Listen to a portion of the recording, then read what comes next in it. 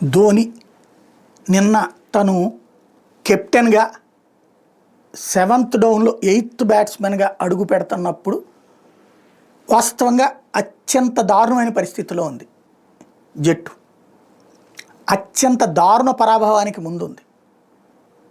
Pinch హిట్టర్గా, అదే సందర్భంలో mister కూల్గా తను ఎలా ఆడతాడు, క్రైసిస్ టైంలో మంచి అటాకర్ కదా అన్నటువంటి ఉద్దేశంతో అందరూ ఆశించారు.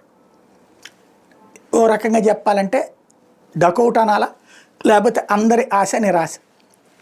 సరే, దాంట్లో తప్పుగా థర్డ్ ఎంపైర్ ఎల్బీ ఇచ్చాడు. వాస్తవంగా ధోని కరెక్ట్గానే అసెస్ చేస్తాడు, అట్లాంటి ధోనినే అవుట్ కాదని చెప్పి రివ్యూకి వెళ్తే ఇచ్చాడు.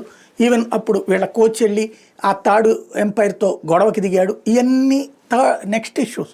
బట్ బేసిక్గా అయితే జట్టు నాశనం అయింది. అక్కడ జట్టు దారుణం అయిపోయింది. వాస్తవంగా ఇప్పుడంతా జంజీ టీం, అంటే ఈ జనరేషన్ రా బాదు పో అంతే, అదే నడుస్తోంది. ఇప్పుడు అంతా కొత్త కొత్త ఫేసులు ఇరగదీసి వదిలిపెడుతున్నారు. దీంట్లో అందరూ సీనియర్లు.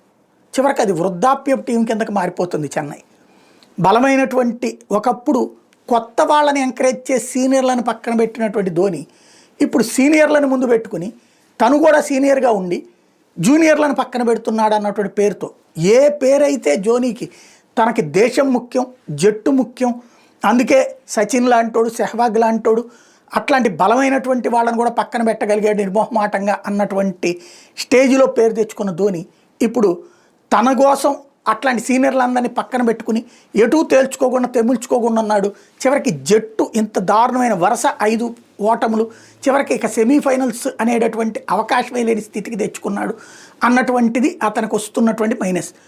ధోని అభిమానులేమో వ్యధ చెందుతున్నారు, అదే సందర్భంలో ధోనిని వ్యతిరేకించే వాళ్ళేమో రెచ్చిపోతున్నారు. ధోని ఇప్పుడు ప్రస్తుతం హాట్ టాపిక్గా మారిపోయాడు.